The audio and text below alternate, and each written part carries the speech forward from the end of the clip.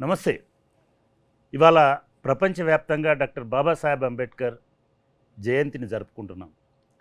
నేను ప్రపంచవ్యాప్తంగా ఎందుకంటున్నానంటే 125 సంవత్సరాల జయంతి సందర్భంగా ప్రపంచంలో 102 దేశాల్లో డాక్టర్ బాబాసాహెబ్ అంబేద్కర్ జయంతి ఉత్సవాలను జరిపించి ఇది ప్రపంచంలోనే ఒక అరుదైనటువంటి రికార్డుగా నిలిపినారు.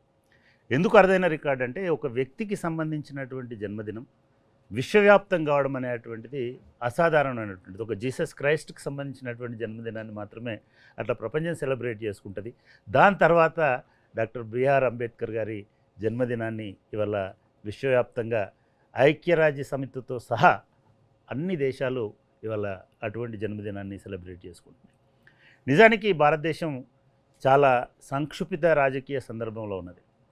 ఒకవైపు అంబేద్కర్కి సంబంధించి ప్రపంచవ్యాప్తంగా ఆదరణ రావడం, అదేవిధంగా భారతదేశంలో కూడా అనేక మందికి ఒక ఆరాధ్యుడిగా అంబేద్కర్ నిలబడడం అనేటువంటిది జరుగుతున్నటువంటి సందర్భంలోనే అంబేద్కర్ ఐడియాలజీకి, అంబేద్కర్ సిద్ధాంతాలకి, అంబేద్కర్ చూపినటువంటి దార్శనికతకి భిన్నంగా రాజకీయాలు నడుస్తున్నాయనేటువంటి ఒక అభిప్రాయం కూడా ఇవాళ మనకు వినబడతా ఉంది, కనబడతా ఉంది. ఇటువంటి సందర్భంలో దేశంలో ఉన్నటువంటి రాజకీయ నాయకులను చూస్తున్నప్పుడు ముఖ్యంగా యువకుల్లో కొంత అంబేద్కర్ పట్ల ఒక అభిమానం, అంబేద్కర్ సిద్ధాంతాల పట్ల ఒక అవగాహన, వాటిని అమలు చేయాలనేటువంటి తపన ఉన్నటువంటి నాయకులు కూడా కొంతమంది మనకు అప్పుడప్పుడు తారసపడుతున్నారు. అటువంటి వాళ్ళలో మన రాష్ట్రం నుంచి ఉన్నటువంటి నాయకులలో ముఖ్యంగా భారత రాష్ట్ర సమితి నుంచి మనకు కేటీ రామారావు గారు ప్రధానంగా కనబడతారు. Thank you sir. Thank you. Raman అనాలా, రామ్ అనాలా, లేకపోతే కేటీఆర్ గారు అనాలో కానీ మీరు ఇవాళ ఈ ఇంటర్వ్యూకి రావడం, అంబేద్కర్ పట్ల మీకున్నటువంటి అవగాహన, అదేవిధంగా అంబేద్కర్ వాదం పట్ల మీకున్నటువంటి నిబద్ధత, లేదా అంబేద్కర్ భవిష్యత్తులో అంబేద్కరిజం అనేటువంటిది దేశానికి ఏ ప్రాతిపదికన ఉంటుంది అనేటువంటి విషయాలు మీతో మాట్లాడాలనుకున్నాం. Thank you for accepting this interview. మీరు ముందుగా మీకు ధన్యవాదాలు. ఎందుకంటే నిన్న మీరు కేరళలో అంబేద్కర్ జయంతికి సంబంధించిన ఒక స్మారక సభ జరుగుతూ ఉంటే దానిలో మీరు కీనోట్ స్పీకర్గా కేరళలో అక్కడ పోయినారు. సెంట్రల్ యూనివర్సిటీకి వెళ్ళాలి. తర్వాత రేపు మళ్ళీ మీరు తిరుపతికి వెళ్ళాలి. కానీ ఈరోజు ప్రత్యేకంగా కేరళ నుంచి తిరిగి హైదరాబాద్కి వచ్చి మళ్ళీ తిరిగి ఇంకో రాష్ట్రానికి వెళ్తున్నారు. సమయం మీరు తీసుకొని వచ్చినందుకు మీకు హృదయపూర్వకంగా ధన్యవాదాలు. ఇందాక మీరు చెప్పిన గొప్ప మాటలకు కూడా. ఎందుకంటే ఇవాళ నాకున్న పరిమితమైన అవగాహన కానీ, నాకున్న పరిమితమైన పరిజ్ఞానం కానీ, ముఖ్యంగా డాక్టర్ బిఆర్ అంబేద్కర్ గారికి సంబంధించి మీరు దాన్ని అంత ఉదాత్తంగా, చాలా ఉదారంగా చెప్పాలండి. నిజంగా నేను చెప్పాలంటే ఉదారంగా చెప్పినందుకు మీకు హృదయపూర్వకంగా ధన్యవాదాలు. అంబేద్కర్ అంటే ఒక దళితులకు సంబంధించినటువంటి వ్యక్తి. అంబేద్కర్ విగ్రహం అంటే దళితవాడలోనే ఉండాలి, దానికి కూడా అగ్రవర్ణాల పర్మిషన్ ఉండాలి. ఇటువంటి అన్ని ఫేస్ చేసినటువంటి సందర్భంలో సడన్గా మీ ఫోన్ వచ్చిన తర్వాత సరే మామూలుగా వేరే ఏదేదో అనుకున్నాను, కానీ మీరు ఫోన్ చేసి మనం అంబేద్కర్ గురించి ఆయన్ని స్మరించుకోవాల్సినటువంటి అవసరం ఉన్నది, మనం మాట్లాడాలా అని అన్నప్పుడు ఐ ఫెల్ట్ వెరీ హ్యాపీ.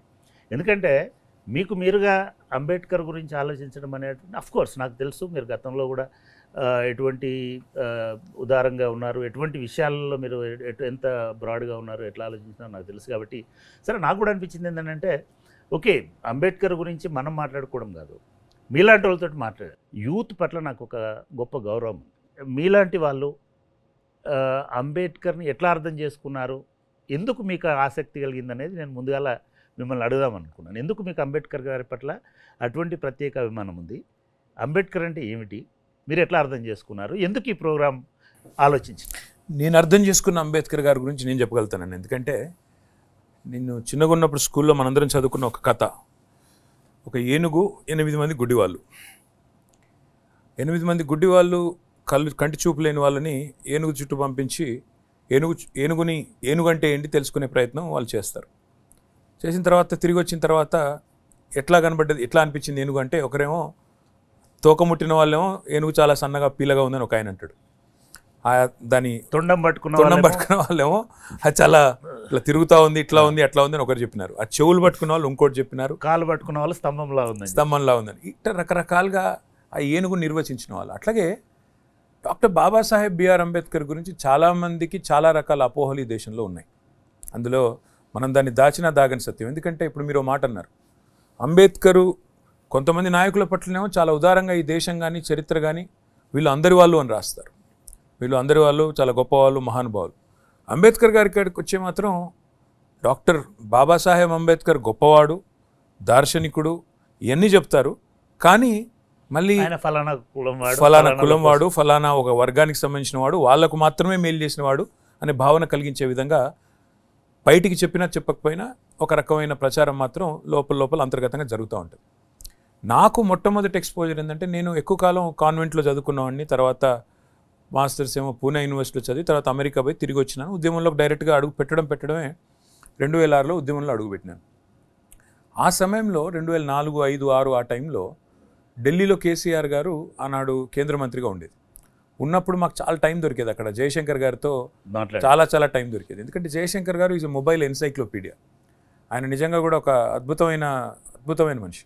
ఎందుకంటే ఎన్నడూ ఆయన నోట్లోంచి పల్లెత్తు తప్పుడు మాట కూడా నేను వినలేదు. అన్ని గంటలు మాట్లాడినా. ఆ సమయంలో ఒక ప్రశ్న ఆయన అడిగిన నేను, సార్ ఇప్పుడు 294 మంది ఉండే శాసనసభలో మన సంఖ్య 119. ఆ 119 తెలంగాణ శాసనసభ. ఆ 119లో మళ్ళీ కాంగ్రెస్ ఉన్నది, బీజేపీ ఉన్నది, టీడీపీ ఉన్నది, మనం కేవలం 26 ఉన్నాము. 26, 294 ఎట్లయితే సార్ ఇది అని అడిగిన. ఆ రోజు ఆయన చెప్పినారు, రామును ఒక పని చేయి, అంబేద్కర్ గారు ఆర్టికల్ 3లోనే ఒక గొప్ప మాట, ఆయన చాలా దురదృష్టితో కాన్స్టిట్యూయెంట్ అసెంబ్లీ డిబేట్స్ చదువు నువ్వు అంటే. నేను కాన్స్టిట్యూయెంట్ అసెంబ్లీ డిబేట్స్ ఏంటంటే రాజ్యాంగం రూపొందించే క్రమంలో వాళ్ళందరూ కూర్చొని చాలా సంవాదం నడిచింది. రాజ్యాంగంలో ఏం పొందుపరచాలా, ఏం పెట్టాలా, ఏం పెట్టవద్దు అని. ఆ సందర్భంగా కొత్త రాష్ట్రాలకు సంబంధించి కూడా చాలా డిస్కషన్ నడిచింది. చదువు అన్నారు. అందులో కాన్స్టిట్యూయెంట్ అసెంబ్లీ డిబేట్స్లో ఒక మాట ఉంటుంది, టిరనీ ఆఫ్ ద మెజారిటీ అని. ఆ మాట వాడింది డాక్టర్ బాబాసాహెబ్ అంబేద్కర్. ఎట్లా అంటే, ఇంకా వేరే అందులో ఆ కాన్స్టిట్యూషన్ కోఆథర్స్ ఎవరైతే ఉన్నారో అందరూ కూర్చొని మాట్లాడుతున్నప్పుడు అందులో ఫణికర్ గారు ఇంకా కొంతమంది ఉన్నట్టున్నారు. వారు ఒకరేం వాదిస్తారంటే, శాసనసభ ఆమోదం ఉంటేనే కొత్త రాష్ట్రం ఏర్పడాలి, లేకపోతే కరెక్ట్ కాదు, అది వాంఛనీయం కాదు, దీనికి ఒక అంతు ఉండదు, ఎన్ని రాష్ట్రాలంటూ అవుతాయి మరి దేశంలో అని మాట్లాడితే, ఆ రోజు అంబేద్కర్ గారు చెప్పిన మాట ఏంటంటే, ఎప్పుడైనా కూడా పీడించబడేవాడు ఎవడైతే మైనారిటీ ఉంటాడో వాడికి మెజారిటీ సర్టిఫికెట్ ఇవ్వాలి, నో అబ్జెక్షన్ సర్టిఫికెట్ ఇవ్వాలి అంటే అందులోంచి ఎన్నడూ బయటపడలేదు. కాబట్టి కొత్త రాష్ట్రం అంటూ ఏర్పడాలి అంటే ఒక శాసనసభ కన్సెంట్ కావాలంటే అది వాంఛనీయం కాదు.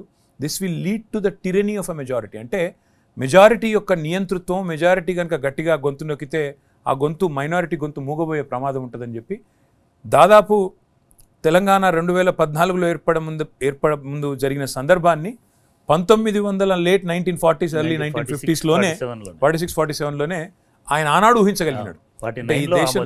ఈ దేశంలో ఎలాంటి పరిస్థితులు వస్తాయని లేట్ 1940sలో డాక్టర్ బాబాసాహెబ్ ఊహించగలిగినాడంటే ఆ మనిషి యొక్క గొప్పతనం, ఆయన ముందు చూపు, ఆయన తెలివితేటలు దాంతో చెప్పొచ్చు ఒకటి. రెండవది అవుట్ ఆఫ్ క్యూరియాసిటీ. ఆయన ఫిలాసఫీ ఏంటి అని అధ్యయనం చేసినప్పుడు, కొంచెం చదువుకున్నప్పుడు, బోధించు, సమీకరించు, పోరాడు. ఇది ఒక అద్భుతమైన ఫిలాసఫీ. అది నేను గమనించింది ఏంటంటే, ఇది కేసీఆర్ గారు ఆయన ఆ లైన్ తీసుకొని ఆ పందాలు పోయినారని నేను చెప్పను. కానీ అన్యాపదేశంగా ఏం జరిగిందంటే, ఇప్పుడు మీరు గమనిస్తే తెలంగాణ ఉద్యమంలో ఆనాడు జయశంకర్ గారు మాకు చెప్తుండే 3 పార్ట్స్ ఉంటాయి తెలంగాణ మూమెంట్లో కూడా. భావజాల వ్యాప్తి, సెన్సిటైజేషన్. రెండవది యాజిటేషన్, ఆందోళన పదం. మూడవది డెమోక్రటైజేషన్. ఈ 3 అంశాలు ఉంటాయని చెప్పినారు. మీరు చూస్తే రెండింటికి చాలా దగ్గర సారూప్యం ఉంటుంది. బోధించు, సమీకరించు, పోరాడు అనేదానికి భావజాల వ్యాప్తి, ఆందోళన పదం, అదేవిధంగా అల్టిమేట్గా డెమోక్రటైజేషన్. అంటే లక్షల సంఖ్యలో ప్రజల్ని సమీకరిస్తూ వారికి తెలంగాణ రాష్ట్ర ఏర్పాటు ఆవశ్యకతను బోధిస్తూ, ఎక్కడ తెలంగాణ ప్రయోజనాలకు విఘాతం కలిగినా పోరాడుతూ, ఒక రకంగా చెప్పాలంటే అంబేద్కర్ గారు ప్రవచించిన బాటలోనే తెలంగాణ ఉద్యమము నడిచింది. అల్టిమేట్గా వారు రాసిన రాజ్యాంగం ఆధారంగానే, ఆర్టికల్ 3 ఆధారంగానే రాష్ట్రం కూడా ఏర్పడింది. కాబట్టి ఆనాటి నుంచే ఒక తెలవని ఆరాధనా భావం అనండి, గౌరవం అనండి, రకరకాలుగా ఎన్నో సందర్భాలు ఉంది. కానీ ప్రాక్టికల్గా ఒక విషయం కూడా చెప్పాలి మీకు. ఈ దేశంలో మాత్రం సిస్టమేటిక్గా అంబేద్కర్ గారిని కేవలం దళిత జాతికి మాత్రమే నాయకుడు, ఆయన వాళ్లకు మాత్రమే కొన్ని ఫలాలు అందించిన నాయకుడిగా ముద్ర వేసే ప్రయత్నం బలంగా జరిగింది. అంటే ఇది మొదటి నుంచి కూడా రామన్ ఒకటి ఏమైందంటే, అది కాంగ్రెస్ పార్టీ అంటే ఆయన కాంగ్రెస్ మీద పోరాడిన వ్యక్తి, కాంగ్రెస్ రాజకీయాలను ఎండగట్టిన వ్యక్తి, గాంధీ మీద పోరాడిన వ్యక్తి, గాంధీ రాజకీయాలను ఎండగట్టిన వ్యక్తి, ఆయన జీవితంలో ఒక నిప్పుల కొళ్ళిమిలోంచి నడుచుకుంటూ పోయినటువంటి. కాబట్టి చాలా కాలం వరకు కూడా ఆయనని ఒక దళిత జాతి వాడు, దళిత జాతికే పరిమితము, అంబేద్కర్ స్టాచ్యూ పెట్టాలంటే కూడా ఆ దళిత వాడ వెతికి అక్కడ పెట్టేటువంటి ధోరణి భారతదేశంలో ఉంది. కానీ నేను బహుశా మీకు తెలుసు, మీరు అమెరికాలో చదువుకున్న వాళ్ళు, అమెరికాలో న్యూయార్క్ నగరం ఉంటుంది. న్యూయార్క్ నగరంలో కొలంబియా యూనివర్సిటీ అని ఉంటుంది. కొలంబియా యూనివర్సిటీ 270 సంవత్సరాలు ఇప్పటికీ ఆ యూనివర్సిటీ పెట్టి. ఆ యూనివర్సిటీలో 110 సంవత్సరాల కింద అంబేద్కర్ పోయినాడు. అంబేద్కర్ ఒక చిన్న స్కాలర్షిప్ తోటి అక్కడికి పోయి చదువుకున్నాడు. ఇవాళ మీరు కొలంబియా యూనివర్సిటీ పోతే ఆ యూనివర్సిటీ లైబ్రరీలో ఒక స్టాచ్యూ ఉంటుంది, బస్ట్ సైజ్ ఆ బుద్ధుడిలాగా అంబేద్కర్ ఉంటాడు. దాని కింద founding father of modern India అని ఉంటుంది. దళిత నాయకుడనో, అస్పృశ్యుల నాయకుడనో, ఏదో బడుగుల ఇది ఉండదు. Founding father of modern India. ఎందుకు ఈయనని founding father of modern India అన్నారు? ఏమి చేసినాడు భారతదేశానికి అంటే, నిజంగా చూస్తే ఈ భారతదేశంలో రాజకీయ నాయకులుగా 30 ఏళ్ళు, 2 తరాలు, 3 తరాలు ఉంటున్న అనేక మంది జాతీయ నాయకుల కంటే ఈ భారతదేశాన్ని ఉద్ధరించడంలో అంబేద్కర్ అంతకంటే ఎక్కువ కాంట్రిబ్యూట్ చేశారు. చిరస్మరణీయమైన చెరగని ముద్ర కాంట్రిబ్యూట్. మీకు తెలుసు, 1919లో ఓటు హక్కు ఎలా ఉండాలి అని తెలుసుకోవడం కోసం బ్రిటిష్ వాళ్ళు ఒక కమిటీని పంపించినారు భారతదేశానికి. 1919 నుంచి ఆ కమిటీకి ఫస్ట్ టైం 22-23 ఇయర్స్ ఏజ్లో అంబేద్కర్ ఒక రిప్రజెంటేషన్ ఇస్తాడు. మీకు గుర్తుంటే బహుశా అక్కడి నుంచి 1949లో ఇండియన్ కాన్స్టిట్యూషన్ ఫైనల్ డ్రాఫ్టింగ్ అయిపోయి 30 ఏళ్ళ తర్వాత 30 సంవత్సరాలు ఆయన ఇండియాను ఎట్లా మోడర్నైజ్ చేయాలి అనే దానికి ఉపయోగపడ్డాడు. అది ఇండియా గుర్తించలేదు, అమెరికా గుర్తించింది. అమెరికాలో ఉన్నారు కాబట్టి మీకు ఆ రిఫ్లెక్షన్ ఏమి అనిపించలేదు అక్కడ దాంట్లో? అంటే ఆంగ్లంలో ఒక సామెత ఉందన్న, history gets written by the victor అని. చరిత్ర ఎవరు రాస్తారు అంటే యుద్ధంలో గెలిచిన వాడు రాస్తాడు అనేది సామెత. ఇప్పుడు ఏమైందంటే అంబేద్కర్ గారు చెరగని ముద్ర వేసినారు ఈ దేశం మీద. ఇప్పుడు కాదు, ఇంకా కొన్ని శతాబ్దాల తర్వాత కూడా ఇంత గొప్ప ఆలోచన చేసిన వాళ్ళు ఎవరంటే, ఇప్పుడు ఎట్లా అయితే మనం 2014లో శాసనసభ తీర్మానం అవసరం లేకుండా రాష్ట్రం ఏర్పాటు చేయవచ్చు అనే దానికి ఆద్యుడు ఎవరు అంటే అంబేద్కర్ అని వెనక్కి తిరిగి చూసుకున్నామో, అట్లా ఈ దేశంలో ఎన్నో వ్యవస్థలు. చాలామంది ఏమనుకుంటారంటే ఒక రిజర్వేషన్ సిస్టము దళితులకు కానీ, ట్రైబల్స్ కానీ, షెడ్యూల్ కాస్ట్ కానీ, షెడ్యూల్ ట్రైబ్స్ కానీ ఇచ్చినవారు అంబేద్కర్ అనుకుంటారు. కానీ మహిళలకు ఓటు హక్కు కానీ, ఆస్తిలో సమాన వాటా రావాలనే ఆలోచన కానీ, బహుభార్యత్వాన్ని రద్దు చేయడం కానీ, పునర్వివాహం కానీ అంటే వితంతువులకి, అదేవిధంగా విడాకులు కానీ, ఇవన్నింటి విషయంలో ఆనాడే జెండర్ ఈక్వాలిటీ కోసం కొట్లాడినవాడు అంబేద్కర్. అయితే దాని గురించి పోయే ఉంది. నేననేది ఏంటంటే, ఎందుకు అంబేద్కర్ గారిని ఈ దేశంలో ఒక మహాత్మా గాంధీతో ధీటుగా లేదా మరొక ప్రముఖ నాయకుడితో ధీటుగా పెట్టలేదు అంటే, డెఫినెట్గా దానిలో అనుమానం ఏం లేదు. ఆనాటి నుంచి ఈనాటి వరకు ఇంత గొప్పవాడైనప్పటికీ ఈయనను, ఆయన చరిత్రను కానీ, ఆయన గొప్పతనాన్ని కానీ చెప్పేవాళ్ళు లేకపోవడమే కాకుండా తెలిసి కూడా కావాలని చిన్నగా చేసి చూపెట్టే ప్రయత్నం ఇండియాలో జరిగింది. బయట మాత్రం మీరు అన్నట్టుగా మీరు ప్రపంచంలో ఎక్కడ పోయినా, నేను లండన్ పోయినాను. లండన్లో అంబేద్కర్ గారు ఎక్కడైతే ఉండి చదువుకున్నారో, ఏ ఇంట్లో ఉండి చదువుకున్నారో, ఇవాళ దాన్ని మ్యూజియంగా మన ప్రభుత్వం, భారత ప్రభుత్వం మారిస్తే స్టాచ్యూని కూడా తీసుకుపోయి దాన్ని మన తెలంగాణలో మనం పెట్టిన 125 ఫీట్ల విగ్రహం ఏదైతే ఉందో దాని యొక్క రెప్లికాని తీసుకొని పోయి అక్కడ పెట్టొచ్చినాం మేము. ఆ క్రమంలో ఆ ఇంట్లో మొత్తం లండన్లో ఉండే అంబేద్కర్ రైట్స్ అందరూ వచ్చినారు. వచ్చి వాళ్ళందరూ వివరించి చెప్తున్నారు, ఇక్కడ ఉండేది ఇదే ఇంట్లో ఉండేది, ఆయన ఇక్కడ చదువుకున్నారు, ఇక్కడే ఉన్నారు అని చెప్తా ఉంటే నాకు అనిపించింది, ఇక్కడ వాళ్ళు గుర్తించిన గొప్పతనం మన వాళ్ళు మన దేశంలో మాత్రం ఇంకా కూడా వెలివేసినట్టు అంబేద్కర్ విగ్రహం పెట్టాలా అంటే మాత్రం ఇంకా కూడా ఎక్కడో ఓన్లీ ఎస్సీ కాలనీలో పెట్టాలనే ఆలోచన. అందుకే కేసీఆర్ గారు నగరం నడిబొడ్డున, సెక్రటేరియట్ పక్కన నగరం నడిబొడ్డున, అంటే ఇది మార్పు. నేననేది ఈ మార్పు రావాలి, అంబేద్కర్ గొప్పతనం సమున్నతంగా సర్వోన్నతంగా అందరికి తెలవాలనే ఒక మంచి ఉద్దేశంతో చేసింది. మనం ఒక దీనికి పేరు పెట్టాలన్నా, ఒక స్టాచ్యూ పెట్టాలన్నా, సెక్రటేరియట్కి పేరు పెట్టాలన్నా కూడా ఎవడేమనుకుంటాడో అనేటువంటి ఒక ధోరణిలో ఇదంతా కూడా ఒక రాజకీయ కుట్ర. నేను అనుకోవడం అయితే, ఆయన ఎదిగితే వాళ్ళ పార్టీలకు ప్రాతినిధ్యం ఉండదు, ప్రభావం ఉండదు, కాబట్టి వాళ్ళ తండ్రులు వాళ్ళ తాతలనే మనం లీడర్లుగా ప్రొజెక్ట్ చేయాలి, వాళ్ళే దేశ నిర్మాతలని చెప్పాలి అనేటువంటి ఒక ధోరణి దానిలో మనకి కనబడతాం. కానీ తెలంగాణ ఉద్యమంలో కూడా మీరు ఒక మంచి అనాలజీ తీసుకొచ్చినారు. మొత్తం తెలంగాణ సమాజము కదిలింది. తెలంగాణ సమాజం అంతా ఒక అద్భుతమైన పోరాటంతో అదే అంబేద్కర్ సూచించిన రాజ్యాంగం ప్రకారం నిద్రాహారాలు మాని తెలంగాణను సాధించుకుంది. కానీ ఎక్కడో ఈ పోరాడినటువంటి వాళ్ళలో, ముఖ్యంగా దళిత బహుజనులలో, ఎందుకంటే వాళ్ళే ఎక్కువ మంది మీకు ఎదురొడ్డి పోరాడినారు. 100%. మనం ఆత్మహత్యలు చేసుకున్న లిస్ట్ నేను కంపైల్ చేసినప్పుడు చాలామంది ట్రైబల్స్, దళిత్స్, ఇట్లాంటి పిల్లలు చాలామంది బ్యాక్వర్డ్ క్లాసెస్ ఉన్నారు. అంటే వాళ్ళకు ఈ రాష్ట్రం ఏర్పడడం అనేది తెలంగాణ దళితులకు, బహుజనులకు ఒక కలలాగా ఉండేది. ఒక మంచి కార్యక్రమం తీసుకున్నారు కేసీఆర్ గారు, దళిత బంధు అని. కాకపోతే దాన్ని కూడా మేము అంటే ఈ కేసీఆర్ గారు తప్పు కాదు, లేదా దళిత బంధు ద్వారా ఫలాలు అందుకున్న కొన్ని కుటుంబాలు, కొన్ని వేల కుటుంబాల తప్పు కాదు. మేము ఒక పార్టీగా ప్రభుత్వంలో ఆనాడు భాగస్వాములుగా, అధికారులుగా, కార్యకర్తలుగా, మా పార్టీ కార్యకర్తలుగా మేము ఈ పథకం యొక్క సదుద్దేశాన్ని ప్రజలకు వివరించి చెప్పడంలో మాత్రం మేము విఫలమైంది.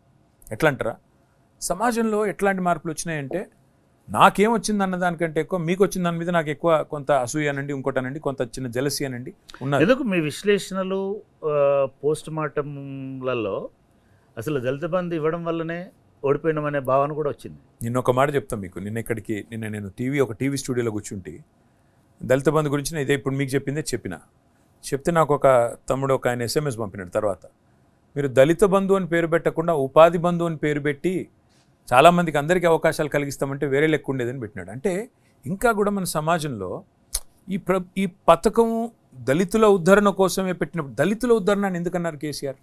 ఇప్పుడు సమాజం ఒక పిరమిడ్ అనుకుంటే ఆ పిరమిడ్లో అట్టడుగున ఇవాళ ఉన్నది దారిద్ర్య రేఖకు దిగువన ఏ ఊరికి పోయినా ఈరోజు నిజంగా ఎవరు కడు పేదరికంలో ఉన్నవాళ్ళు అంటే ఈ రోజు కూడా, ఈ నిమిషానికి కూడా భారతదేశంలోని 28 రాష్ట్రాల్లో ఏ ఊరికి వెళ్ళినా ఖచ్చితంగా దళితులే అందులో ఉంటారు.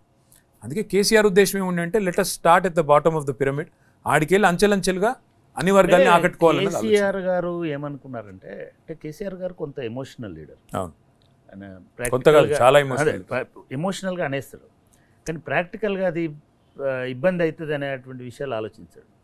ఇట్లాంటి పథకాలని ఆలోచించేటప్పుడు దళిత బంధు కూడా అంతే ఎమోషనల్గా తీసుకున్నటువంటి నిర్ణయం, మంచి నిర్ణయం. నేనేమంటానంటే ఎమోషనల్గా తీసుకోవడం అనేది హార్ట్ తోటి తీసుకునేటువంటి, నువ్వు ఆలోచించి లెక్కలు వేసుకొని తీసుకునేది నువ్వు క్యాలిక్యులేషన్ తోటి చేసుకుని. నేను అనుకోవడం అట్లా తీసుకొని నష్టపోయినామనే భావన ఏమన్నా వచ్చింది అనుకో. నేను ఏమన్నా అంటే KCR is a dreamer. KCR ఆయన ఒక స్వాప్నికుడు. డేర్ టు డ్రీమ్ బిగ్ అంటారు కదా, మార్టిన్ లూథర్ కింగ్ చెప్పినట్టు ఐ హ్యావ్ ఎ డ్రీమ్ అనే అద్భుతమైన స్పీచ్ ఉంటుంది. అట్లా కేసీఆర్ గారు కొన్ని అసాధారణమైన, అసాధ్యమైన అనుకునేటివి కూడా కొన్ని కళలు ఆయన అట్లా ఊహిస్తుంటాడు. ఆయన కల్పన కొద్దిగా పెద్దగా ఉంటుంది. ఏం చేసినా కూడా తెలంగాణ రాష్ట్రంలో ఎగ్జాక్ట్లీ తెలంగాణ రాష్ట్ర సాధన అనండి, లేకపోతే భారత రాష్ట్ర సమితి అని పెట్టిన, భారతదేశంలో కూడా మనం అంటూ మన ప్రభావాన్ని చూపెట్టాలని ఆలోచించిన he dreams big, he can't think small. KCR గారితో ప్రాబ్లం ఏంటంటే he can't think small. So ఆయన దళిత జాతి ఉద్ధరణ కోసం కూడా మీటింగ్ అని పెట్టి ఎమ్మెల్యేస్ అందరితో మీటింగ్ పెట్టినారు.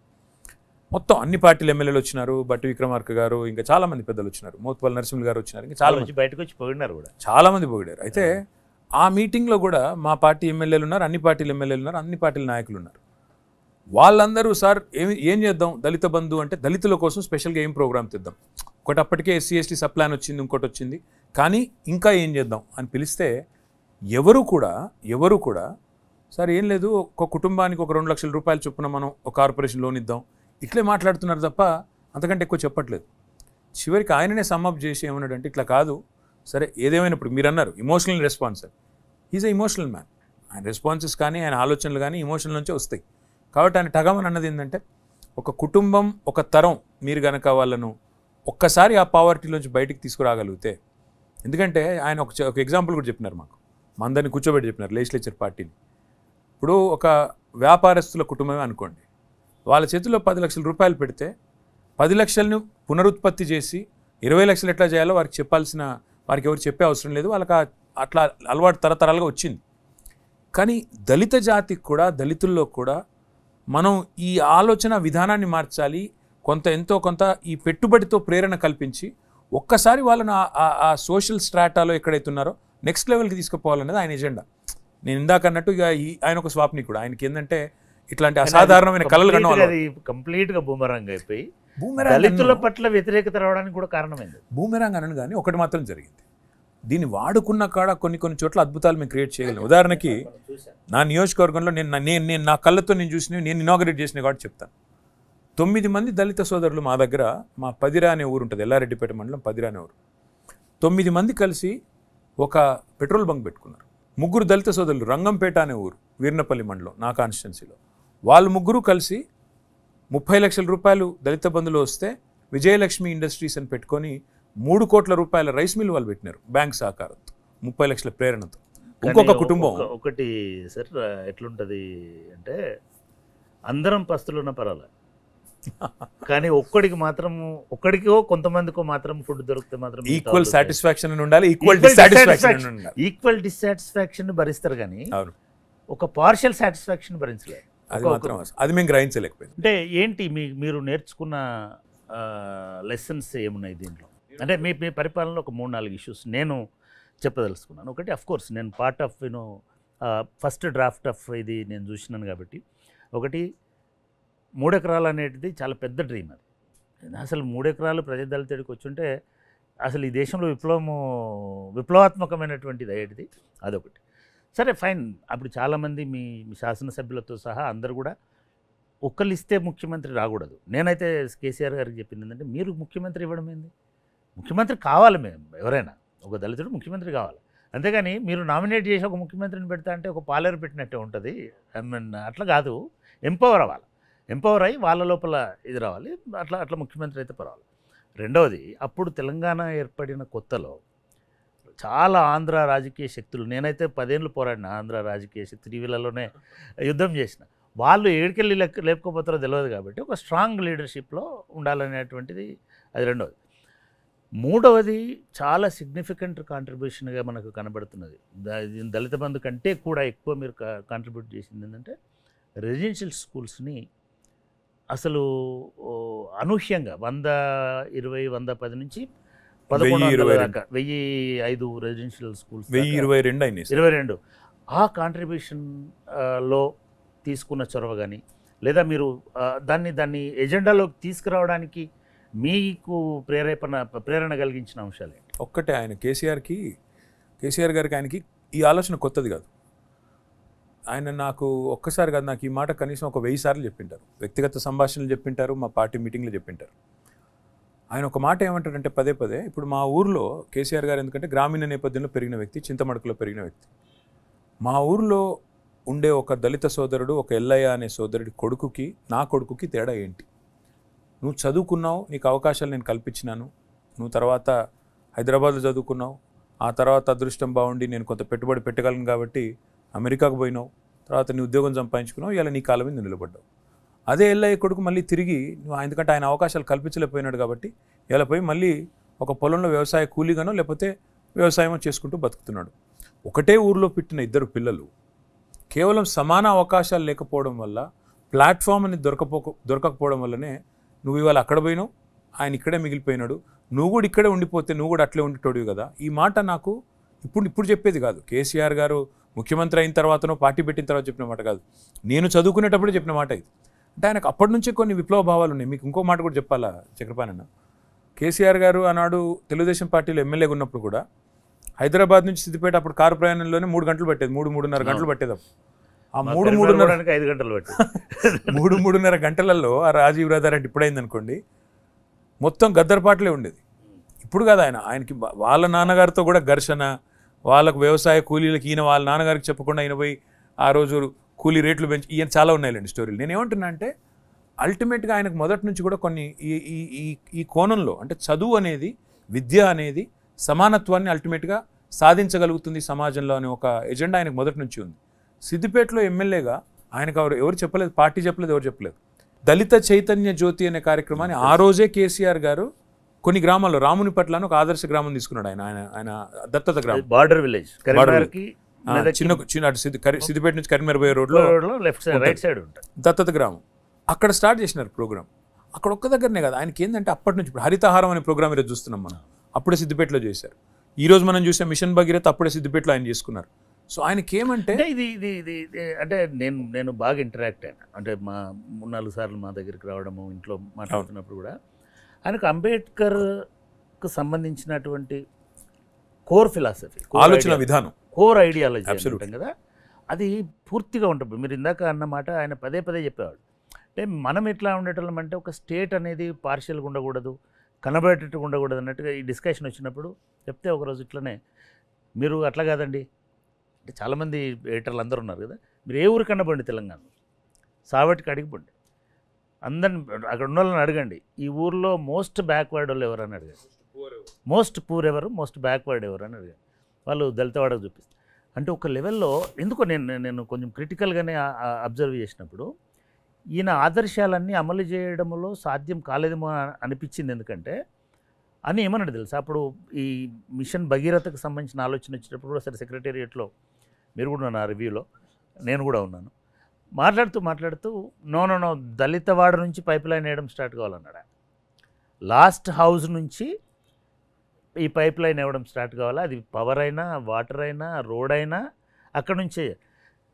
కానీ అది ఎందుకో ఈ 10 ఏళ్లలో మనం ఒకసారి మళ్ళీ రివ్యూ చేసుకుంటుంటే అది ఆ పద్ధతిలో జరగలేదేమో అని అనిపించలేదు మీకు?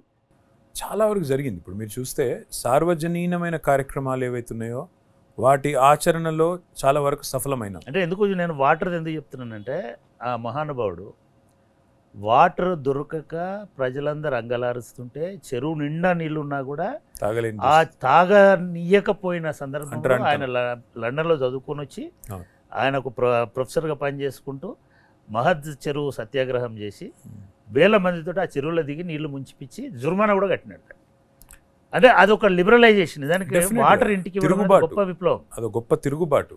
కానీ మనం మిషన్ భగీరథలో వాటర్ ఇవ్వడం అనేది ఒక గొప్ప విప్లవం. 100%. అది కూడా నువ్వు ఎక్కడ స్టార్ట్ చేయాలో చెప్పి మళ్ళీ అందరూ ఒకటే వాటర్ తాగాల, అందరూ ఒకే రకమైన వాటర్ తాగాల, ఒకే రకమైన సిస్టమ్ వాడాలా అనేది ఒక రకమైన సమానత్వాన్ని మళ్ళీ ఇప్పుడు అంబేద్కర్ గారు చెప్పింది కూడా అదే కదా, లిబర్టీ కంటే కూడా స్వేచ్ఛ కంటే ముఖ్యం సమానత్వం, ఈక్వాలిటీ. సో అదే లైన్లో మనం తీసుకున్న చాలా కార్యక్రమాల్లో కూడా ప్రాతిపదిక ఇప్పుడు మీరు అన్న గురుకుల పాఠశాలలు 1022 గురుకుల పాఠశాలలు, అందులో కూడా ఒక ఇంట్రెస్టింగ్ స్టోరీ చెప్పాలి మీకు. కేసీఆర్ గారు ఉద్యమ టైంలో ఒక మాట అనేది, ఒక మండలంలో ఉండే ఆయన ఇంటర్వ్యూలు ఉంటాయి పాత, మీరు కావాలంటే నేనే చేసిన కామన్ రెసిడెన్షియల్ ఉంటుంది, నా కొడుకు నా మనవడు ఒకటే దగ్గర చదవాలన్నాడు. ప్రభుత్వం ఎగ్జాక్ట్లీ ప్రభుత్వం వచ్చిన కొత్తల ఆలోచన అదే చేసినాం. చేసిన తర్వాత అప్పటికే 110 స్కూల్స్ ఉన్నాయి, 110 స్కూల్స్ స్టేట్లో అప్పటికే కొన్ని ఉన్నాయి. నెక్స్ట్ లెవెల్కి తీసుకెళ్లాలా, మండలానికి ఒక అద్భుతమైన రెసిడెన్షియల్ పాఠశాల పెట్టాలి. మండలాలు కూడా 1040 మండలాలే ఉన్నట్టున్నాయి, ఇప్పుడు 540, ఇప్పుడు 540. సో అట్లా చూసినప్పుడు మండలానికి ఒకటి పెట్టి అందులో అందరు పిల్లలు రావాలి, ఆ పిల్లల మధ్యన ఒక ఇంటరాక్షన్ రావాలి, వచ్చి ఆయన ఆలోచనలేమో అంత ఎందుకో చేయలేకపోయినారు. అది చేయలేకపోయినాం. అది చేయలేక అల్టిమేట్గా మళ్ళీ అంటే మళ్ళీ కాస్ట్ పేరుతోటే బడ్జెటింగ్లో ఇంకోటి ఉండే సమస్యలు, ప్లస్ గవర్నమెంట్లో ఏ డిపార్ట్మెంట్కి ఎంత కేటాయించాలనే కొంత ఒక ఆలోచన, దానివల్ల ఏమైందంటే చివరికి సరే ఉన్న స్కూల్స్ ఉన్నాయి కదా, స్కూల్స్ అయితే పెంచేయండి, 10 రెట్లు పెంచండి అని చెప్పి 110 ఉన్న స్కూల్స్ని 1022 స్కూల్స్కి తీసుకొని పోయినాము. 1005 రెసిడెన్షియల్ పాఠశాలలు అయినాయి, 85 డిగ్రీ కాలేజీలు అయినాయి.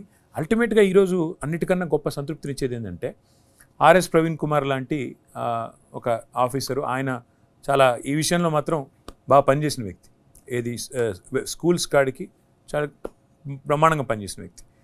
అట్లాంటి ఆఫీసర్ను కూడా తప్పించాలని చెప్పి కూడా కేసీఆర్ గారి మీద చాలామంది అడ్వైజులు ఇచ్చిన వాళ్ళు కూడా ఉన్నారు. ఎందుకంటే ఆయనకి రాజకీయ ఎజెండా ఉంది, ఆయనను తప్పించండి, ట్రాన్స్ఫర్ చేయండి అంటే కూడా పర్వాలేదు, ఏ ఎజెండా ఉన్నా పర్వాలేదు, పని అయితే బాగా చేస్తున్నారు, ఆయన తప్పించవద్దని చెప్పి కేసీఆర్ గారు గట్టిగా పెట్టినారు.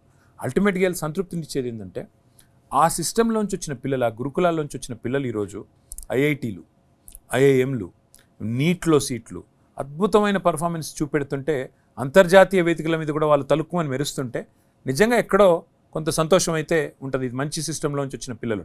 రెండోది ఏంటంటే ఓవర్సీస్ స్కాలర్షిప్లు, ఇవాళ 9,500 ఓవర్సీస్ స్కాలర్షిప్లు, 20 లక్షల రూపాయలు ఇచ్చి పిల్లలు చదువుకుంటానంటే జ్యోతిబా పూలే పేరిట, అంబేద్కర్ గారి పేరిట, అదేవిధంగా మౌలానా అబుల్ కలాం ఆజాద్ పేరిట, ముఖ్యంగా SC ST BC minority and అగ్రవర్ణాల్లో ఉండే పేద పిల్లలు కూడా, వీళ్ళందరికీ కూడా దాదాపుగా 9,500 మందికి అవకాశాలు వచ్చి ఈరోజు విదేశాల్లో కూడా విద్యను అభ్యసిస్తున్న పరిస్థితి. ఎందుకంటే మీరు అంబేద్కర్ గారి గురించి చెప్పారు కాబట్టి, ఆయన వెళ్ళి కొలంబియాలో చదువుకున్న, ఆయన వెళ్ళి లండన్లో అక్కడ చదువుకున్న, అల్టిమేట్గా ప్రపంచ ఎక్స్పోజర్ వస్తేనే విశ్వమానవుడు కాగలిగినారు అంబేద్కర్ గారు. కాబట్టి ఇట్లాంటి విశ్వమానవులు అంతటి ఐడియాలజీతో ఉండే పిల్లలు కొంతమంది తయారైన ఈ సిస్టమ్ నుంచి. మీకు ఐడియా ఉందా ఎంతమందిని మీరు అట్లా ఫారిన్ పంపించారు? ఇప్పుడు 9,500 మీరు చెప్పుకోవడంలో విఫలమైన 100%. ఆ 9,500 మందిని పిల్లలు బ్రాండ్ అంబాసిడర్లు, గొప్ప బ్రాండ్ అంబాసిడర్లు. దానికి కానీ దురదృష్టం ఏంటంటే ఆ పిల్లలందరూ ప్రపంచవ్యాప్తంగా ఉన్నారు. వాళ్ళ ద్వారా కనీసం బ్యాక్ హోమ్ ఇంత అద్భుతం జరిగింది నేను అనుకోవడం ఏంటంటే బీఆర్ఎస్ పార్టీ కేసీఆర్ గారు ఈవెన్ కేటీఆర్ గారు కూడా మేము చాలా చేస్తున్నాం కాబట్టి ప్రజలు వాళ్ళ ఇష్టం వాళ్ళే గెలిపించుకుంటారు మమ్మల్ని అనుకొని నిజంగా కూడా వాళ్ళ సోషల్ ఏజెండా ఏమిటి అనేది సరిగ్గా ఆవిష్కరించుకోవడంలో విఫలమైనారని నేను అనుకుంటున్నాను. కేటీఆర్ గారు మీరు ఇప్పటి వరకు మాట్లాడినటువంటి దాంట్లో నాకు అర్థమవుతుంది ఏంటంటే మన దగ్గర జరిగినటువంటిది అన్ఫినిష్డ్ టాస్క్ లాగానే ఉందని నేను అనుకుంటున్నాను. అంబేద్కర్కి సంబంధించి ఇనిషియేటివ్స్ బాగున్నాయి, కానీ ఇంప్లిమెంటేషన్ అండ్ దానికి సంబంధించిన ఇదే వచ్చేసరికి కొంత ఇంకా మిగిలి ఉందని అనిపిస్తుంది. మీరేమనుకుంటున్నారు? 100%. ఎందుకంటే ఈ ఫిలాసఫీ డాక్టర్ బాబాసాహెబ్ అంబేద్కర్ది, లిబర్టీ, ఈక్వాలిటీ, ఫ్రెటర్నిటీ అనేది, స్వేచ్ఛ కాదు సమానత్వం ముఖ్యం అనేది, లేదా అల్టిమేట్గా ఆలోచిస్తే ఆయన చెప్పిన ఒక గొప్ప లైను, ఒక మనిషికి ఒకే ఓటు ఈ కాన్స్టిట్యూషన్ ద్వారా నేను అవకాశం కల్పించే అదృష్టం నాకు వచ్చింది.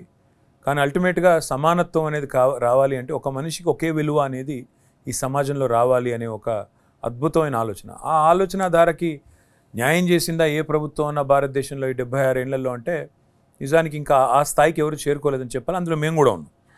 ప్రయత్నం జరిగింది. న్యాయం చేయడం కంటే ఎక్కువగా అంబేద్కర్ సిద్ధాంతాలకు, అంబేద్కర్ విలువలకు, రాజ్యాంగ విలువలకు కూడా విఘాతం కలిగించేటట్టుగా రాజకీయ పార్టీలు ప్రవర్తిస్తున్నాయి అనేటువంటి విమర్శ చాలామంది అకాడమిషియన్స్ నుంచి ఈ మధ్య కాలంలో వస్తున్నారు. మీరు ఎట్లా చూస్తారు రాజకీయ వ్యవస్థకు, రాజ్యాంగానికి మధ్యలో జరుగుతున్నటువంటి కాన్ఫ్లిక్ట్, రాజ్యాంగ వ్యవస్థకు, పరిపాలకులకు, పాలిస్తున్నటువంటి వాళ్లకు, అధికారంలో ఉన్న వాళ్ళకు మధ్యలో జరుగుతున్నటువంటి ఘర్షణని మీరు ఎట్లా అర్థం చేసుకుంటారు? అంటే అల్టిమేట్గా ఏమైపోయింది సార్ అంటే ఫైన్ చెక్స్ అండ్ బ్యాలెన్సెస్. మనకి ప్రజాస్వామ్యంలో ఉండే 4 పిల్లర్స్ ఆఫ్ డెమోక్రసీ మధ్యన ఉండాల్సిన ఒక సమతుల్యత, ఒక బ్యాలెన్స్, అది డెఫినెట్గా దేశంలో దెబ్బతిన్నదని చెప్పడంలో రెండో ఆలోచన కానీ రెండో అభిప్రాయం కానీ ఎవరికీ అవసరం లేదు. ఎందుకంటే ఇవాళ మీరు చూసినట్టయితే ఎగ్జిక్యూటివ్, అదేవిధంగా legislature, judiciary and 4th estate, మన మీడియా, ఈ 4 కనుక సమన్వయంతో ఒక రకమైన బ్యాలెన్స్తో ఉన్నప్పుడే ప్రజాస్వామ్యం అనేది మెచ్యూర్ అవుతుంది. అల్టిమేట్గా చూసినప్పుడైతే దేశానికి కూడా మంచి జరుగుతుంది, ప్రజలకు కూడా మంచి జరుగుతుంది. కానీ ప్రస్తుతం ఉన్న పరిస్థితి ఎట్లా ఉందంటే, ఉదాహరణకి చెప్తాను, మన రాష్ట్రమే తీసుకోండి, ఎక్కడో కాదు. మన రాష్ట్రంలో ఇప్పుడు చూస్తే ప్రజల చేత ఎన్నుకోబడ్డ ముఖ్యమంత్రి గారు ప్రభుత్వం ఉంటుంది ఒకవైపు, సెంటర్కి స్టేట్కి మధ్యన అనుసంధానకర్తలాగా ఒక గవర్నర్ గారు అనే ఒక వ్యవస్థ ఉంటుంది. Governor is a constitutional post, constitutional head of the titular head of the state is governor. మన రాష్ట్రానికి నిన్న మొన్నటి దాకా గవర్నర్గా పనిచేసిన వ్యక్తి డాక్టర్ తమిళిసై సౌందరరాజన్ గారు. ఆవిడ ఇక్కడ గవర్నర్గా వచ్చే కంటే ఒక రోజు ముందు దాకా భారతీయ జనతా పార్టీ తమిళనాడు రాష్ట్రానికి అధ్యక్షురాలు. వచ్చిన తర్వాత కూలింగ్ ఆఫ్ పీరియడ్ కూడా లేదు కనీసం. వచ్చిన తర్వాత కనీసం ఒక 6 నెలల్లో సంవత్సరం పాటో వేరే ఏదైనా అకాడమిక్ పనో ఇంకో పనో చేశారంటే ఏం లేదు. స్ట్రైట్గా రాజకీయాల నుంచి ఇక్కడికి వచ్చి డైరెక్ట్గా రాజ్భవన్లో దిగినారు. దిగిన తర్వాత 5 ఏళ్ళు పనిచేసినట్టున్నారు. నిన్నగాక మొన్న మళ్ళీ ఠకామని పోయినారు. భారతీయ జనతా పార్టీ టికెట్ తీసుకుని వాళ్ళ చెన్నై సౌత్లో అభ్యర్థిగా పోటీ చేస్తున్నారు. నేను అనేది ఒకటే, ఒక రాజ్యాంగబద్ధమైన పదవిలో ఉండాల్సిన వ్యక్తి, సర్కారీ కమిషన్ సిఫారసులు ఉన్నాయి, ఇంకా చాలా పెద్ద విద్యావేత్తలు, ఆలోచన పరుల రికమెండేషన్స్ ఉన్నాయి ప్రభుత్వానికి. ఏమని? రాజకీయాలతో సంబంధం లేని వాళ్ళను మాత్రమే ఇక్కడ పెట్టాలి, నిష్పక్షపాతంగా వ్యవహారం జరగాలి. కానీ ఇవాళ గవర్నర్ వ్యవస్థ కాంప్రమైజ్ అయ్యింది. స్పీకర్లు ఉన్నారు. స్పీకర్ కూడా ఒక్కసారి ఆ పొజిషన్కి ఎన్నికైన తర్వాత రాజకీయాలకు అతీతంగా వ్యవహారం చేయాలి. కానీ ఇవాళ పరిస్థితుల్లో దేశం మంచి ఇష్యూ. ఎందుకంటే నేను ఇంట్రొడక్షన్లో ముందుగా చెప్పినట్టుగా యువ నాయకత్వం అనేది రేపు భవిష్యత్తులో రాజకీయాల ఈ డిస్కోర్స్ని మార్చాల్సినటువంటి అవసరం. విలువలతో కూడినటువంటి రాజకీయాలకు తీసుకురావాలి. ఇవాళ మనం ఒక తమిళసైనే అనక్కర్లేదు. అఫ్ కోర్స్ తమిళసై మన క్లోజర్ టు హోమ్ కాబట్టి ఎగ్జాంపుల్ ఇచ్చి, మనం చెన్నారెడ్డి గారు కూడా గవర్నర్గా ఉండి వచ్చి ఇక్కడ ముఖ్యమంత్రి అయినాడు. మళ్ళీ బర్నాలా కూడా గవర్నర్గా ఉండిపోయి మళ్ళీ ఐ మీన్ భారతదేశ ప్రజాస్వామ్య చరిత్రలో రాజ్యాంగంలో ఉన్నటువంటి కొన్నిటికి పరిధులు విధించలే రాజ్యాంగం. నేను అనేది అదే ఎగ్జాక్ట్లీ. ఇప్పుడు అమెరికాలో చూస్తే మీరు ఒక మాట ఇందాక మాట్లాడుతూ అన్నారు, సోమనాథ్ చటర్జీ గారు, ఇందాక మనం ప్రైవేట్గా మాట్లాడుకుంటున్నప్పుడు 11 సార్లు పార్లమెంట్ సభ్యుడైనాడు సోమనాథ్ చటర్జీ గారు. టర్మ్ లిమిట్స్ అనేది లేకపోతే అమెరికాలో 3 సార్లు 2 సార్ల కంటే ఎక్కువ కాలేదు. ఎగ్జాక్ట్లీ 2 సార్ల కంటే ఎక్కువ ప్రెసిడెంట్ కూడా కావడానికి అవకాశం లేదు. సో నేనేమన్నా అంటే అంబేద్కర్ గారి రాజ్యాంగం ఆనాడు వారు రచించినప్పుడు వారి సహచరులు ఇది ఊహించి ఉండరేమో, ఇది ఒక్కటి మిస్ అయినట్టున్నారు. ఏమంటే ఇట్లాంటివి కూడా జరుగుతాయి, ఇలాంటి ఉపద్రవాలు కూడా వచ్చే ఆస్కారం ఉంది కొన్ని విషయాల్లో రాజ్యాంగాన్ని కూడా. ఎందుకంటే ఆయన ఒక గొప్ప మాట అన్నారు, రాజ్యాంగం గొప్పది కావచ్చు కానీ రాజ్యం నడిపే వాళ్ళు మంచి వాళ్ళు కాకపోతే దుర్వినియోగం జరుగుతుంది అని. రాజ్యాంగం చెడ్డదైనా రాజ్యం నడిపే వాళ్ళు ఒకవేళ మంచి వాళ్ళు అయితే దాన్ని సద్వినియోగం కూడా చేసుకోవచ్చు. అంబేద్కర్ అలవాటు చేసుకుంది, ఆయన చదివింది, ఆయన అధ్యయనం, ఆయన చెప్పిందంతా కూడా సమాజం ఒక విలువలతో ఉంటుంది అనేటువంటి ఉద్దేశం, ఒక విశ్వాసంతో చెప్పినాడు. సమాజం ఇట్లా మారుతుంది, రాజకీయ నాయకులు ఈ రాజ్యాంగాన్ని అపహాస్యం చేసే విధంగా ఉంటారని బహుశా ఆయన ఊహించారు. అంటే మనము కానీ కొంతమంది ఆ విలువలు పాటిస్తున్నటువంటి వాళ్ళు ఇప్పటి కూడా భారత రాజకీయాల్లో. అంటే మీరు ఇటువంటి పరిస్థితులు రాకుండా ఉండాలంటే, అంటే ఒక పొలిటికల్ పార్టీకి వల్ల మీరు అధికారంలో ఉండొచ్చు లేకపోవచ్చు, కానీ రేపు డెఫినెట్గా మీలాంటి వాళ్ళ ఆలోచన భారతదేశంలో భవిష్యత్ రాజ్యాంగ పరిరక్షణకు సంబంధించి ఇటువంటి దాన్ని మనం ఎట్లా దాన్ని ఒక నియమ రూపంలోకి లేకపోతే ఒక నిబంధనల రూపంలోకి తీసుకురావడానికి అవకాశం ఉంటుంది. Sir, India is a representative democracy, it's a parliamentary democracy.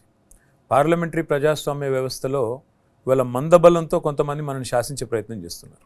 వాళ్ళు ఏం జరుగుతుంది దేశంలో చాలా విచిత్రంగా అనిపిస్తుంది అప్పుడప్పుడు ఆలోచిస్తే. నేను పుట్టింది 1976లో.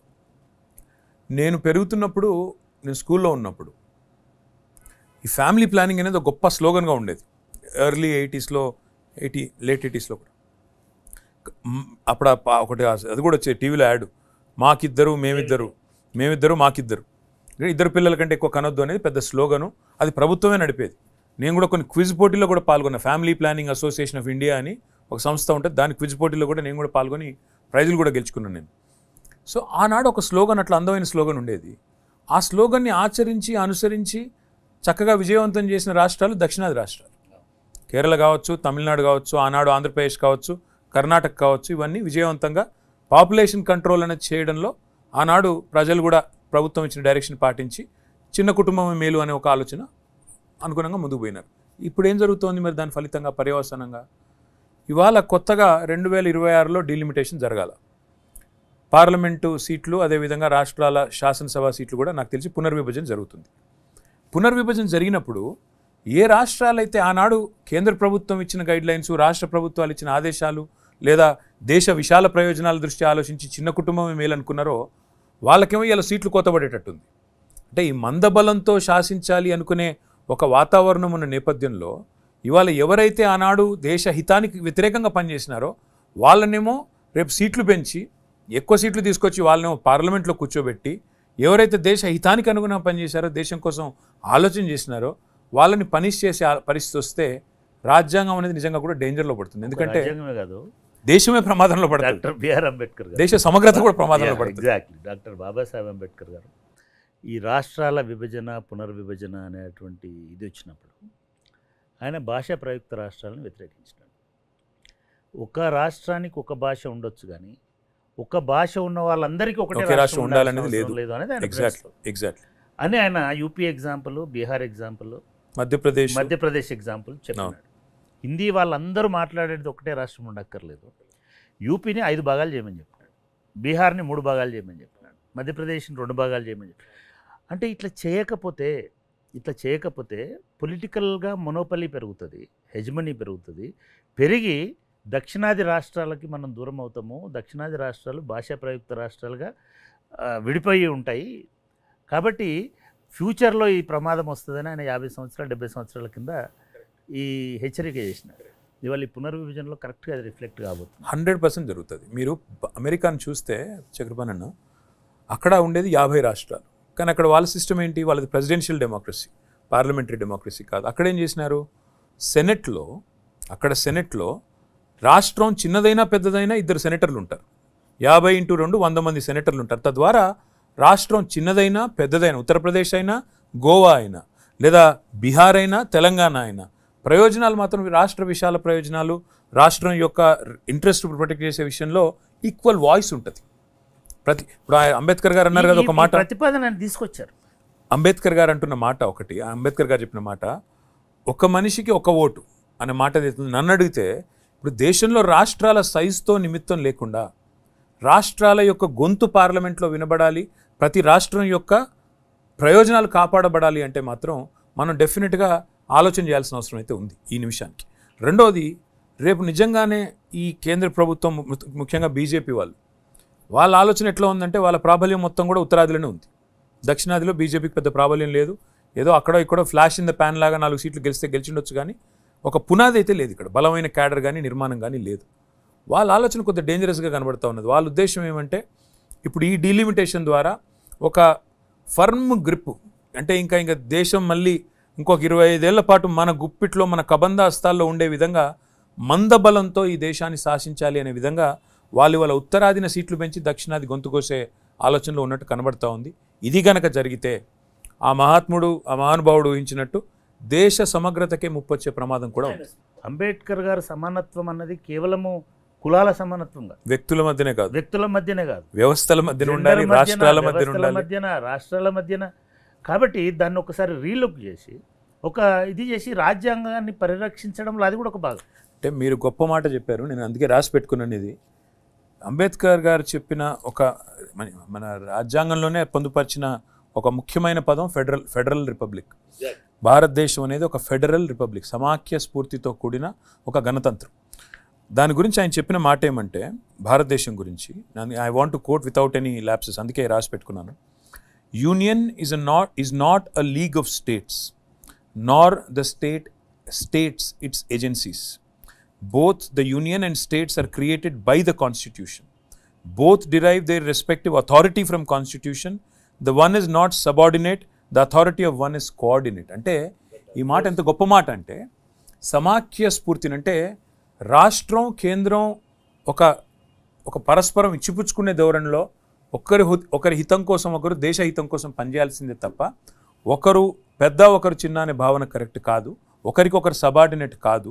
They should coordinate with each other అనే మాట చాలా గొప్పగా చెప్పారు. ఇప్పుడు మనం ఆలోచించవలసిన సందర్భం కూడా ఏంటంటే, మీరు అన్నట్టు ముమ్మాటికి రేపు దక్షిణాదే కాదు ఇంకా ఏ ఇతర రాష్ట్రమే కానీ గొంతు నొక్కే పరిస్థితి కనుక వస్తే, డీలిమిటేషన్ ద్వారా ప్రాతినిధ్యం తగ్గించే పరిస్థితి కనుక వస్తే, మీరు అన్నట్టు అందరికంటే ముందు మేమే చొరవ తీసుకుంటాం. తప్పకుండా మీరు ఇంత మంచి ఉదాత్తమైన సందర్భంగా మంచి పాయింట్ చెప్పారు. నేనే చొరవ తీసుకుంటాను, నేనే ముందు పడతాను. చాలామంది మాట్లాడుతుంటారు, అఫ్ కోర్స్ బయట డిబేట్లు డిస్కషన్లు జరుగుతూ ఉంటాయి. ఇది బీజేపీ వల్ల ఏదో ప్రమాదం జరిగిపోతుంది, రాజ్యాంగం పోతుంది, అంబేద్కర్కు విలువ లేకుండా. అంబేద్కర్ని వాళ్ళు పంచతీర్థ చేసినారు, అంబేద్కర్ని గౌరవిస్తూనే ఉన్నారు. ఎందుకు అటువంటి అపోహ ఏర్పడుతుంది జనంలో? అంబేద్కర్ రాజ్యాంగానికి విలువ లేకుండా చేస్తున్నారు, అంబేద్కర్ భావజాలానికి విలువ లేకుండా చేస్తున్నారని. స్ట్రైట్ ఫార్వర్డ్ ఒకటే అండి. ఇప్పుడు అంబేద్కర్ గారు ఆయన రాసిన రాజ్యాంగం వల్ల ఇవాళ ఒక ప్రభుత్వ వ్యవస్థలో ముఖ్యంగా చాలా పెద్ద ఎత్తున ఉపాధి కల్పనకి మనం ఆ రోజు నవరత్నాలనండి, మహారత్నాలనండి ఆ కంపెనీల వల్ల అపారమైన అవకాశాలు వచ్చినాయి. అందులో రిజర్వేషన్స్ కూడా ఉన్నాయి. కానీ ఇవాళ కేంద్ర ప్రభుత్వం, ఇప్పుడున్న బీజేపీ ప్రభుత్వం తీసుకున్న నిర్ణయం ఏంటి? మొత్తం డిస్ఇన్వెస్ట్మెంట్. అంటే ఎయిర్ ఇండియా పోయింది. ఇట్లా చూసుకుంటూ పోతే మీకు ఇప్పుడు వైజాగ్ స్టీల్ ప్లాంట్ కానీ ఇంకోటి కానీ పబ్లిక్ సెక్టర్ అండర్టేకింగ్స్ ఎక్కడైతే ఈరోజు ఇవాళ రిజర్వేషన్ నుండి అక్కడ ఎస్సీ ఎస్టీ సోదరులు మాత్రమే కాకుండా ఇతరులకు కూడా అవకాశాలు వచ్చినాయో, ఇతరులకు కూడా ప్రాతినిధ్యం లభించే అవకాశం అవన్నీ మొత్తం మంచి ఇష్యూ తీసుకొచ్చిన. అసలు రిజర్వేషన్ల మీద మీ వైఖరి ఏంటి? నేను అమెరికాలో చదువుకున్నానండి, కొంతకాలం చదువుకున్నాను. అక్కడ దాదాపు ఒక 6.5-7 ఏళ్ళు ఉన్నాను. భారతదేశంలో కూడా చదువుకున్నాను. భారతదేశంలో కూడా జీవితం అంతా 6.5-7 ఏళ్ళు తప్ప మిగతా జీవితం అంతా 40 ఏళ్ళు భారతదేశంలో ఉన్నా. మొదటి నుంచి రిజర్వేషన్ల విషయంలో కులాల వారీగా, ఎందుకంటే నేను నా కళ్ళతో స్వయంగా చూసింది మండల్ కమిషన్ అప్పుడు ఆనాడు జరిగిన పోరాటాలు, ఆనాడు జరిగిన కొన్ని ఆత్మ బలిదానాలు ఇవన్నీ కూడా చూసినవాడిని. ప్రో మండల్ ఉన్నారా, యాంటీ మండల్ ఉన్నారా? అప్పుడు అదే చెప్తాను. ఇంకా నాకు అప్పుడు అవగాహన కూడా నేను అప్పుడు ఇంకా హై స్కూల్లోనో లేకపోతే ఇంటర్మీడియట్లోనో ఉన్న నాకు అవగాహన కూడా లేదు. ఏం జరుగుతుందో అర్థం కాని పరిస్థితి. కాలేజ్కి మాత్రం హాలిడేస్ వచ్చినాయి, అది మాత్రం గుర్తుంది. పాయింట్ ఏంటంటే, నాకు మొదల రిజర్వేషన్ అనేసరికి ఎవరైతే రిజర్వేషన్ లేకుండా జనరల్ కేటగిరీలో ఉండే కులాల్లో పుట్టిన పిల్లలు కానీ కుటుంబాలు కానీ వాళ్ళ ఇళ్ళలోనేమో తీవ్రమైన డిబేట్ ఉంటుంది, యాంటీ రిజర్వేషన్ డిబేట్ ఉంటుంది. వీళ్ళకి అవకాశాలు రావట్లేదు పిల్లలకి అని. అదేవిధంగా రిజర్వేషన్ వల్ల వచ్చే లాభాలు పొందే ఒకవేళ సమాజంలో ఉన్న కొన్ని కులాలు కానీ కొన్ని కుటుంబాలు కానీ ఉంటే వాళ్ళ ఇళ్లలో మాత్రం ప్రో రిజర్వేషన్ డిబేట్ జరుగుతూ ఉంటుంది లోపల. ఈ స్పర్ధ, ఈ ఘర్షణ జరిగినప్పుడు చాలామందికి అర్థం కాదు ఏం జరుగుతుంది అని. అయితే ఇక్కడ పాయింట్ ఏంటంటే సార్, ఒకసారి పుట్టిన తర్వాత ఎదగడానికి, ఇప్పుడు కేసీఆర్ గారు చెప్పిందే ఎగ్జాంపుల్, ఎదగడానికి ఎదిగే క్రమంలో విద్యలో కానీ ఉపాధిలో కానీ మనం గతంలో జరిగిన తప్పులను గనక వాటిని సవరించి అందరికీ లెవెల్ ప్లేయింగ్ ఫీల్డ్ అనేది ఒకటి క్రియేట్ చేయకపోతే ముమ్మాటికి దారుణమైన ఘాతకం చేసిన వాళ్ళం అవుతాం. ఇది నేను అమెరికాలో గ్రహించిన, అందుకే అమెరికా అని చెప్పింది అందుకే నేను. అక్కడ కూడా అఫర్మేటివ్ యాక్షన్ అనేది ఒకటి ఉంటుంది. అఫర్మేటివ్ యాక్షన్ ఏందని చెప్పి నేను కూడా స్టడీ చేసిన. అసలు మరి అమెరికా ఇంత అగ్రరాజ్యం కదా, ప్రపంచంలోనే అతి సంపన్నమైన దేశం కదా, మరి వీళ్ళు ఎట్లా సమాజంలో ఉండే అసమానతలను, అక్కడ దెబ్బతిన్న సమతుల్యతను ఎట్లా వీళ్ళు ఎట్లా బ్యాలెన్స్ స్ట్రైక్ చేసే ప్రయత్నం చేస్తున్నారు అని చాలా బలంగా అధ్యయనం చేసినాను. అవుట్ ఆఫ్ అకాడమిక్ ఇంట్రెస్ట్, నాకు వేరే ఉద్దేశం ఏం లేదు. చదివితే నాకు అందులో ఆశ్చర్యం కల్పించిన ఒక ఇదేమంటే అఫర్మేటివ్ యాక్షన్లో భాగంగా అక్కడ ఉండే ఆఫ్రికన్ అమెరికన్స్ కానీ ఇతర మైనారిటీస్ కానీ exactly even Indians exactly Asians కానీ చాలా చాలా ప్రొవిజన్స్ ఉన్నాయి. 5 కేటగిరీస్కి 5 equal. Exactly. So even 10 members ఉండే ఎంప్లాయ్మెంట్ ఉండే చోట కూడా affirmative action implement. Absolutely. So నేనేమంటున్నా అంటే ప్రపంచంలోనే అతి సంపన్నమైన దేశం, అగ్రరాజ్యం, ఇవాళ ప్రపంచానికే ఇవాళ అదేమంటారు దాన్ని అమెరికన్ డ్రీమ్ అంటారు. అక్కడ పోయి అక్కడ చదువుకోవాలి, అట్లా ఉండాలి. దాని నుంచి స్ఫూర్తితోటే అంబేద్కర్ గారు కాన్స్టిట్యూషన్లో దాన్ని ముందుకు తీసుకున్నారు. నా పాయింట్ అల్లా అదే. That is the oldest democracy in the world. 400 సంవత్సరాల పైచిలుకు చరిత్ర ఉన్న ఒక దేశం అమెరికా, ప్రజాస్వామ్య దేశం. We are the largest democracy. ఖచ్చితంగా భారతదేశంలో సమానత్వం అంటూ వచ్చేంత వరకు ఈ సమాజంలో, నేను ఇంకొక ఎగ్జాంపుల్ కూడా చెప్తాను సార్, తప్పకుండా రిజర్వేషన్ ఉండాల్సింది, అందులో రెండో చర్చ లేదు. అల్టిమేట్గా ఈ దేశం అంబేద్కర్ గారు చెప్పినట్టు ఈక్వాలిటీ అనేది రావాలంటే, లిబర్టీ కంటే ఈక్వాలిటీ ముఖ్యమైన మాట వారైతే చెప్పినారో అది రావాలి అంటే the only way to do that is by fighting caste with capital. మీరు 10 సంవత్సరాల అధికారంలో ఉన్నటువంటి టైంలో ఇదే అంబేద్కర్ గారి ఆదర్శాలని, అఫ్కోర్స్ అంబేద్కర్ గారి 125 అడుగుల అద్భుతమైన విగ్రహం పెట్టినారు, దానికి సంబంధించిన సెక్రటేరియట్ కూడా. పరిపాలనా వ్యవస్థలో కానీ లేదా ఎంపవర్మెంట్ దీనిలో కానీ దళిత్ ఎంపవర్మెంట్ కోసము 2 అంశాలు అంబేద్కర్ కూడా చెప్పినాడు. ఒకటి పొలిటికల్ పార్టిసిపేషన్ ఎంకరేజ్ చేయాలి. నేను గమనించిన దానిలో కూడా ఏ కాన్స్టిట్యున్సీలో కూడా ఒక జనరల్ కాన్స్టిట్యున్సీ అని అనుకున్న దానిలో, జనరల్ అంటే ఎవరైనా చేయవచ్చు, ఎప్పుడు అటువంటి ప్రయోగం చేసి ఒక దళిత లీడర్ని ఎంకరేజ్ చేసినట్టుగా చేసినాము. మీరు గుర్తుంచుకోండి, అంటే ఇది ప్రభుత్వంలో రాకముందే వరంగల్ పార్లమెంట్ సీట్లో ఆనాడు జనరల్ సీట్లోనే రవీంద్ర నాయక్ గారు గెలిచినారు. ఆ రోజు ఒక ట్రైబల్ నాయకుడు ఆయన్ని గెలిపించుకున్నాము. తర్వాత కూడా 2-3 సార్లు ప్రయోగాలు చేశారు కానీ అవి సఫలం కాలేదు. సెక్యులరిజం అనేటువంటి ఒక కాన్స్టిట్యూషనల్ వాల్యూ మీద మీ స్టాండ్ ఏంటిది? ఎందుకంటే ఇవాళ దేశంలో చాలామంది దాన్ని ఒక బూచీలాగా లేదా దాన్ని ఒక వాల్యూ లాగా 2 రకాలుగా వాడుతున్నారు. అంటే టీఆర్ఎస్గా, బీఆర్ఎస్గా లేదా కేటీఆర్. ఐ మీన్ మీరు ఎట్లా చూస్తారు ఇండియన్ సొసైటీలో ద ప్రిన్సిపల్ ఆఫ్ సెక్యులరిజంకు ఉండేటువంటి కాన్స్టిట్యూషనల్ వాల్యూని మీరు పబ్లిక్ లైఫ్లోకి ఎట్లా చేస్తున్నారు? సార్ ఒక మాట, గొప్ప మాట అంబేద్కర్ గారు చెప్పిన మాట, state and religion should never be mingled, should never be mixed. అంటే రాష్ట్రాధినేత కులం ఏదైనా మతం ఏదైనా వారు తమ ప్రభుత్వ నిర్వహణలో, రాజ్య నిర్వహణలో మాత్రం ఖచ్చితత్వాన్ని పాటించాలి. మతంతో, రిలీజన్తో, కులంతో నిమిత్తం లేకుండానే పరిపాలన జరగాలి.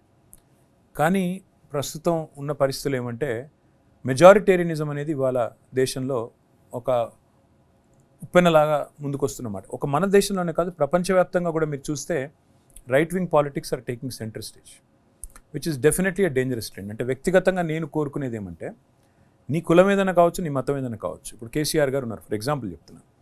ఆయన స్వతహాగా ధార్మికుడు, ఆయనకి హిందూ ధర్మాన్ని ఆచరించే విషయంలో ఎలాంటి శశబిషలు లేకుండా యాగాలు చేస్తారు. గుడి గడితే కూడా ఎలాంటి గోప్యం లేకుండా ఆయన బ్రహ్మాండంగా బాహాటంగానే ప్రభుత్వ బడ్జెట్ నుంచే నిధులు ఇచ్చి నేరుగా చేస్తారు.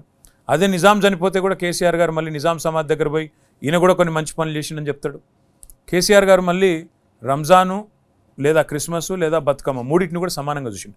పాయింట్ ఏంటంటే సార్, నిజమైన ధార్మికుడు కానీ నిజమైన సెక్యులర్వాది కాన్స్టిట్యూషన్ మీరు చూస్తేనేమో అసలు ఇంత ఉదాత్తమైనటువంటి కాన్స్టిట్యూషన్ ఇంకొకటి లేదు. అందులో ప్రేంబుల్లో చెప్పినటువంటి అన్నింటినీ కనుక చూసుకుంటే అసలు భారతదేశం అద్భుతంగా ఉంది. దానికి భిన్నంగా ఇంత ప్రచారం జరుగుతున్నప్పుడు రాజకీయ పార్టీలు దాన్ని కట్టడి చేయడంలో విఫలమవడం అనేటువంటిది ఈ రాజకీయ వ్యవస్థ వైఫల్యం కాదా? 3 రకాల ఇబ్బందులండి ఇందులో. ఒకటి, రాజ్యాంగబద్ధమైన వ్యవస్థలు ఇవాళ రాజ్యాంగబద్ధమైన వ్యవస్థలుగా నిష్పక్షపాతంగా ఈ దేశంలో లేవు. మీరు చూడండి, నిష్పక్షపాతంగా వ్యవహరించాల్సిన సంస్థలు, ఇవాళ ఎలక్షన్ కమిషన్ ఆఫ్ ఇండియా కానీ, రాజ్యాంగబద్ధమైన గవర్నర్ పదవులు కానీ, ఇవేవి కూడా ఈరోజు వివక్షకు రాజకీయాలకు అతీతంగా పనిచేయడం లేదు. నెంబర్ 1. నెంబర్ 2, మెజారిటేరియనిజం అనేది ఒకసారి ఒక ఉప్పెనలాగా, ఒక ఉన్మాదంలాగా వచ్చినప్పుడు రాజకీయ పార్టీలు కూడా ఆ ఉప్పెనలో కొట్టుకొని పోయే ప్రమాదం కూడా వస్తుంది. ఇవాళ కాంగ్రెస్ పార్టీ అసలు 3 అంకెలు చేరుకుంటుందా లేదా అనే ఒక పరిస్థితి వచ్చింది అంటే దానికి కారణం 10 ఏళ్ల తర్వాత ఈ ప్రభుత్వం, కేంద్రంలో బీజేపీ ప్రభుత్వం ఇంత వైఫల్యం చెందిన తర్వాత కూడా కాంగ్రెస్ 3 అంకెలు దాటి చేరుకుంటుందా ప్రధాన ప్రతిపక్షం అనే వాదనే వస్తుందంటే దానికి కారణం కూడా ఈ మెజారిటేరియనిజం. 2వ ప్రమాదం. 3వది అన్నింటికి మించిన ప్రమాదం, ఏ చెక్స్ అండ్ బ్యాలెన్సెస్ అయితే ఉండాలని అంబేద్కర్ గారు రాజ్యాంగంలో ప్రవచించినారో ఇవాళ వాటి స్పిరిట్లో అది అమలు కావడం లేదు. ఇది వాస్తవం. ఇవాళ ఇన్వెస్టిగేటివ్ ఏజెన్సీస్ని చూడండి, నేను మా వ్యక్తిగతమైన విషయాలు మాట్లాడట్లేదు. చూడండి, ఈ దేశంలో ఉండే ప్రతిపక్షాల్లో ఉన్న వాళ్ళందరూ దుర్మార్గులు, వాళ్ళని జైల్లో పెట్టండి. అదే వాళ్ళు వచ్చి మళ్ళీ మనతో చేరితే వెంటనే వాళ్ళన్నిటి కేసులు కానీ ఇంకోటి కానీ పోతాయి. ఇవన్నిటి వల్ల ఏం జరుగుతుందంటే ఒక భయోత్పాతమైన వాతావరణం రాజకీయంగా, వీళ్ళకి ఎదురుపోతే మనుగడ ఉండదు, అస్తిత్వం ఉండదు అనే ఒక పరిస్థితి రావడం వల్ల గొంతులు చాలా మూగపోయినాయి. అదర్వైజ్ అసాధారణంగా పోరాటాలు చేసే పోరాట పట్టమే ఉన్న వాళ్ళు కూడా చాలామంది గొంతులు మూగపోయిన పరిస్థితి ఈరోజు దేశంలో ఉంది. అసలు రేస్ అంటూ ఉంటే అంటారు కదా, ఒక ఎలక్షన్ రేస్ అంటూ ఉంటే ఫ్రీ అండ్ ఫెయిర్ ఎలక్షన్స్ అని చెప్పారు కాన్స్టిట్యూషన్లో. అంటే నేను ఒక ప్రశ్న ప్రేక్షకుల కోసం అడగాల. ఈ గొంతులు నొక్కడం అనేది అధికారంలో ఎవరుంటే వాళ్ళు చేస్తారు. మీరు అధికారంలో ఉన్నప్పుడు గొంతులు నొక్కినారు కదా. ఏ గొంతులు నొక్కాం ఒకటి చెప్పండి నాకు. మేము గొంతులు నొక్కే ఉంటే, మేము కనుక అట్లాంటి వ్యవహారమే చేసే ఉంటే ఈరోజు తెలంగాణలో మేము ఓడిపోయే పరిస్థితి రాదు కదా. ఇప్పుడు ఎట్లయితే మోడీ గారు ఏకపక్షంగా రేసులో ఒకరే పరిగెడుతున్నట్టుగా ఒక వాతావరణం ఏదైతే కల్పిస్తున్నారో ఆ వాతావరణం తెలంగాణలో లేదు కదా. కాన్స్టిట్యూషనల్ ఫ్రేమ్వర్క్లోనే కనుక చూసినట్టయితే రేపటి భారతదేశం ఎట్లుంటుందని మీరు అనుకుంటున్నారు? నేనైతే ఒకటే అనుకుంటున్నాను సార్, అల్టిమేట్గా మాత్రం కొన్ని సందర్భాల్లో వ్యక్తులు అపరిమితమైన అధికారం, అపరిమితమైన శక్తి సంతరించుకున్నప్పుడు డెఫినెట్గా ఈ దేశంలో ఒక తిరుగుబాటు తత్వం అయితే ఉన్నది, తప్పకుండా వస్తుంది. సందర్భం వచ్చినప్పుడు సందర్భానికి అనుగుణంగా రియాక్ట్ అయ్యే తత్వం భారతదేశంలో ఉంది, తెలంగాణలో ఉంది, ఈ దేశ ప్రతి పౌరుడిలో కూడా ఉంది. అంటే బియాండ్ అ పాయింట్ ఏది చేసినా అతి అనర్థదాయకం అంటారు కదా, డెఫినెట్గా తిరుగుబాటు వస్తుంది. ఇప్పుడు ఆయన మాట్లాడుతున్న మాటలు, ఈసారి ఎలక్షన్ గెలిస్తే 1000 ఏళ్లకు సరిపడా మార్పు తెస్తాను అంటున్నాడు ఆయన. మరి 1000 ఏళ్ల మార్పు అంటే ఏందో నాకే తెలియదు, ఎందుకంటే అందరం బతికేది 70-80 ఏళ్ళు. అంటే వాళ్ళు ఒకవేళ నిజంగానే కనుక ఇప్పుడు ఎలక్షన్స్ వస్తే మళ్ళీ ఎలక్షన్లు ఎప్పుడవుతాయో ఇంకెవరికి తెలియదు. ఇంటర్వ్యూ స్టార్ట్ చేసేటప్పుడు ఒక హోప్ఫుల్ లీడర్షిప్, యూత్ లీడర్షిప్ ఉంది. అంటే నాకు వ్యక్తిగతంగా నేను చూస్తున్నప్పుడు మీలాంటి వాళ్ళు, అఖిలేష్ లాంటి వాళ్ళు, లేదా సచిన్ పైలట్ లాంటి వాళ్ళు, లేకపోతే అంటే కొంచెం మాట్లాడేటప్పుడు కానీ లేదా వాళ్ళ ఆలోచనలో కానీ కొంత మోడర్న్ ఇది ఉన్నటువంటి వాళ్ళు, ఈవెన్ జ్యోతిరాదిత్య సింధియా లాంటి వాళ్ళు. అంటే ఏదైనా ఒక యూత్ కన్సార్షియం లాగా యూత్ లీడర్షిప్ అంతా ఒకటి వచ్చి ఆయన రాసిన రాజ్యాంగం, ఆయన చూపిన మార్గం, దీన్ని కాపాడుకోవడం కోసము మీలాంటి వాళ్ళు ఒక ఎఫర్ట్ పెట్టచ్చు కదా. మీరు మిగతా వాళ్ళు పెడుతున్నారు, ఒక్క పొలిటికల్ ఇనిషియేటివ్ రావట్లే, ఎందుకని అటువంటిది ఒకటి ప్రయత్నం చేయకూడదు? ఒక్కటి వాస్తవం చక్రపాణి గారు, రాజకీయాలు అశాశ్వతం, పార్టీలు అశాశ్వతం, పొజిషన్లు కూడా అశాశ్వతం, దట్స్ వై నేను జీవితమే అశాశ్వతం, కానీ దేశం మాత్రం శాశ్వతం. ఈ దేశం ఉంటుంది, మేము అందరం పోయిన తర్వాత కూడా ఉంటుంది, మనందరం పోయిన తర్వాత కూడా ఉంటుంది. కాబట్టి ఈ దేశం ఇంత గొప్ప దేశం, ఇంత అద్భుతమైన ఫ్యూచర్ ఉన్న దేశం, ఇంత అద్భుతమైన సామర్థ్యం ఉన్న దేశం, ఇది ఒకవేళ అపసవ్య బాటలో పోతే మాత్రం అందరం కూడా తర్వాత బాధపడాల్సిన పరిస్థితి పోతుంది ఆల్రెడీ. కాబట్టే తప్పకుండా మీరు అన్నట్టు అందరం కూడా కలిసికట్టుగా కదలాలి. ఈ దేశాన్ని రక్షించుకోవడానికి, లేదా ఈ దేశాన్ని రక్షించుకోవడం అనేది కేవలం అంబేద్కర్ వాదాన్ని, అంబేద్కర్ రాసిన రాజ్యాంగాన్ని, అంబేద్కర్ విలువల్ని కాపాడుకుంటేనే దేశాన్ని కాపాడుకోవడం అవుతుంది. మీరు ఇమీడియట్గా ఒక 3 అంశాలు ఈ దేశాన్ని కాపాడడానికి అంబేద్కర్ దృక్పథంలో ఏమి ఇమీడియట్గా చేయాల్సినటువంటి అంశాలు అనేటివి అని చెప్పగలుగుతారా? నాకు తెలిసింది నెంబర్ 1 జరగాల్సింది తెలంగాణలో జరిగినట్టుగానే proliferation of residential schools across the country. సమానత్వం రావాలి అంటే విద్యతోనే వికాసం వస్తుంది, వికాసంతోనే సమానత్వం వస్తుంది అనేది నిర్వివాదం. అది జ్యోతిబా పూలే చెప్పినా, డాక్టర్ బిఆర్ అంబేద్కర్ చెప్పినా, ఆ రకమైన సంస్కృతి దేశం అంతా రావాలి, యువశక్తిని ట్యాప్ చేయాలి. నెంబర్ 1. రెండవది, నేనైతే బలంగా విశ్వసించేది, the only way to fight caste is capital. ఈ వ్యవస్థలో సమానత్వం రావాలి, కాస్ట్ని క్యాపిటల్తోనే డెఫినెట్గా రెక్టిఫై చేయొచ్చు అనేది నా బలమైన అభిప్రాయం.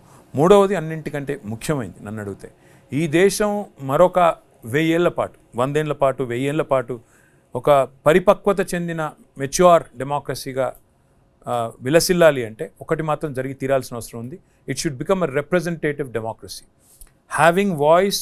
Giving voice to everybody. So ఈ 3 చేయగలితే విద్య, fighting caste with capital and making it a truly representative democracy where every section is represented in parliament and state assembly. అప్పుడు అందరి వాయిస్ వినబడుతుంది, అందరి వేదన వినబడుతుంది, ప్రభుత్వాలకు రెక్టిఫికేషన్ చేసుకునే అవకాశం ఉంటుంది.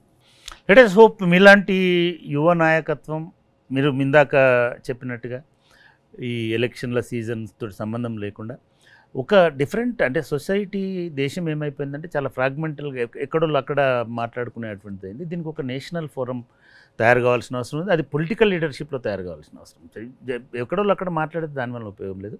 అటువంటిది ఒకటి రావాలి. ఈ దేశ మౌలికమైనటువంటి రాజ్యాంగ విలువల్ని రక్షించుకోవడం, మీరు ఏదైతే మనము ఈ సెక్యులరిజం అంటామో, లేకపోతే ఈ దేశంలో ఉన్నటువంటి లిబర్టీ అంటామో, లేదా మిగతా ఇష్యూస్ ఏవైతే భారత రాజ్యాంగం మనకు ప్రసాదించిందో, కల్పించిందో, రాజ్యాంగ నిర్మాత అంబేద్కర్ ఏ మార్గం అయితే చూపించినాడో ఆ మార్గం నుంచి దేశమే డీవియేట్ అవుతుంది. కాబట్టి దీన్ని గాడిలో పెట్టేటువంటి ప్రయత్నం యువ నాయకత్వం చేయాలనేటువంటిది నా సలహా. నా ఎఫర్ట్ అయితే నేను బ్రహ్మాండంగా పర్సనల్గా కానండి, పార్టీ పరంగానండి, నా ఎఫర్ట్ నేను పెడతాను. డాక్టర్ బిఆర్ అంబేద్కర్ గారి జన్మదినం సందర్భంగా చాలా విషయాల్ని మనసు విప్పి మాట్లాడుకున్నందుకు, ఇది కేవలం మన సంభాషణ మాటల వరకే కాకుండా మనం అనుకున్నటువంటి ఏదో ఒక రూపంలో కార్యరూపం దాల్చితే మనకి దేశంలో కొంత మార్పు తీసుకురావడానికి అవకాశం ఉంటుంది. ఆ ప్రయత్నం నెరవేరుతుందని ఆశిద్దాం.